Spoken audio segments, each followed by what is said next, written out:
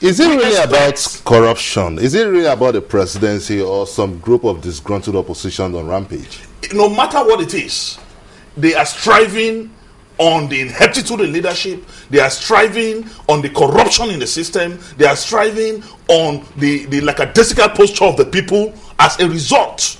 To be able to solve this, corruption and hunger. To be able you cannot to separate this, the two. To be able to solve this, you said the problem is foundational. Yeah, it is. Can you pinpoint those problems? What I'm saying in essence is that the problem of Boko Haram is as a result of systemic failure. Which are? We need a reboot. In fact, initially I was thinking we need a rebooting of our system. But now I can now tell you that we actually need to get back. In fact, we need to pause the factory resetting mode. For example, as I speak to you seated here, if you take the budget of 2012, in the present budget we are running, the negativities therein is enough to spark another Boko Haram somewhere. Because you don't expect people not to become reactionary. You don't expect people not to become public protestants. Some may take theirs to a higher level of massive killing and all that. But if you critically examine what we have here, like just yesterday now, the Minister of Finance in the Federal Executive Council proposed a budget framework they are taking to the National Assembly for 2013 budget. And in that budget, you have 68% for recurrents and pass-through 32% for capital, meaning development, infrastructural, and all that in the 2013 budget is 32%.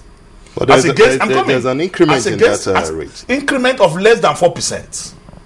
Increment of less than 4%. And even that increment of less than 4%, we do not even believe in their figures any longer, because Mr. President addressed the nation in January and told us that they are going to cut down on recurrent expenditure by 30%. So what you're saying... And even vowed that political office holders, their salaries will be cut, will be reduced. But as I speak to you, we had 4.5 billion expended on computer software and all that in 2011 budget, and the president promised to reduce recurrent, and we in 2012 we are 5.8 billion, an increase of over 1.3 billion. In essence, what you're saying is that Boko Haram is just an offshoot of political imbalance. I'm saying that they are striving as a result of ineptitude in leadership, as a result of unrepentant corruption that has bedeviled our economy. I speak to you, for example. The president is carrying out an anti-corruption, or supposedly carrying out an anti-corruption campaign. Supposedly? Yes, supposedly, because if you see in the oil industry, we are aware of the report of the House that the NNPC was indicted, PPPRA was indicted, and as a result, you can see that even the management of NNPC and the board of NNPC completely, they were sacked. Meanwhile, Alison Dezani Madueke is the chairman of the board of NNPC. The buck stopped on her table. NNPC indicted, PPRA indicted, she oversees PPRA. And she has become so powerful that she's the first minister of petroleum in the history of Nigeria that have no minister of state. But again, and yet she's still sitting as the minister of petroleum. When you were in the House, yes, there was no minister for petroleum. We thought the people should have been asking. There was no minister of petroleum when you were in the House. The presidency was actually overseeing the ministry then. My brother, but even when the presidency was overseeing the ministry, and no one is saying anything about it. There were 4 ministers. There was Minister of Petroleum, just in bracket energy. There was Minister Gas. Then there was Minister of State Petroleum, and we had Special Advisor on Petroleum, Railwan Lukman. But as I speak to you right now, nobody apart from Dezani. Are you saying she's incapable of carrying out her duties? What I'm saying is that she has been directly indicted by the report of the House of Representatives that indicted NNPC and PPRA, for which she is the chairman of the board of NNPC. And Public Service Act is clear that once you have been indicted of corruption, whether rightly or wrongly, you go on suspension. And there's precedence to it in this country.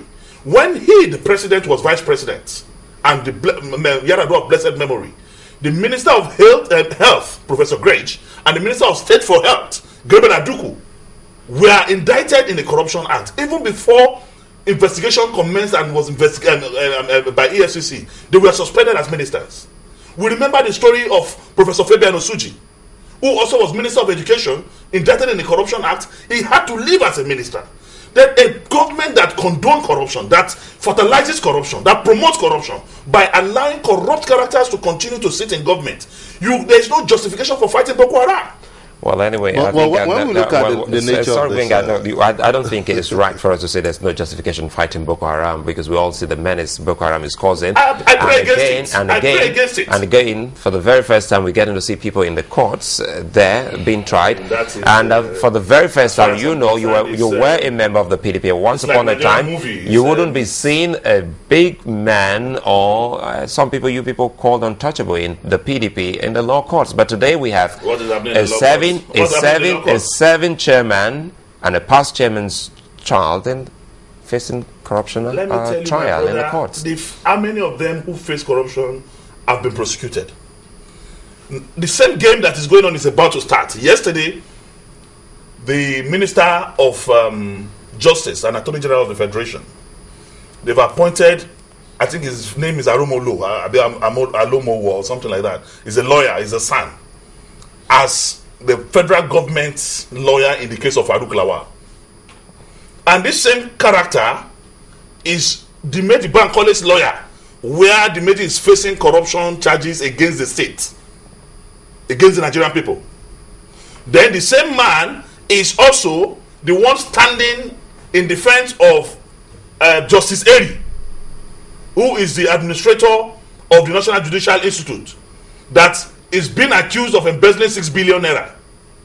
The same man is starting in defense of that man against the public, against the Nigerian state. Is there any professional and today, you have appointed the same person who is standing against the public, against the Nigerian state in a case of corruption and embezzlement. On the other hand, today is now the one to defend the federal government and the public and you and I against the monumental satanic corruption that took place between, or let me say satanic collabo that took place between Farouk Lawal and Femi Otedola. Are you saying that these people are living above the law? What we are saying is that, to me, that is another strategy, another game to completely douse the report of the House, to kill the investigation of the subsidy fraud, and we will not take it. No, but there is no way in the law that says that if you are defending a particular plaintiff, that you could not... Not everything that is lawful, that is expedient. And you must practice law in public interests.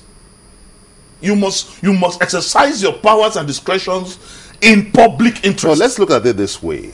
A lawyer has been proven to be highly intelligent, highly competent now. So what has that got to do with his competency to defend the federal government? What we are saying is that you cannot appropriate and reprobate. If you are a constitutional lawyer, you are a human rights defense lawyer, stand there as at that. But let's not even get distracted by the issue of these lawyers. The problem is, how do you expect me, a Nigerian citizen, to defend federal government stand against Boko Haram or anything whatsoever, when in the present budget of 2012, Mr. President, unfortunately, may not even be aware of this. Yeah, he may not be aware of this because we have a president that does not even know what is happening around him.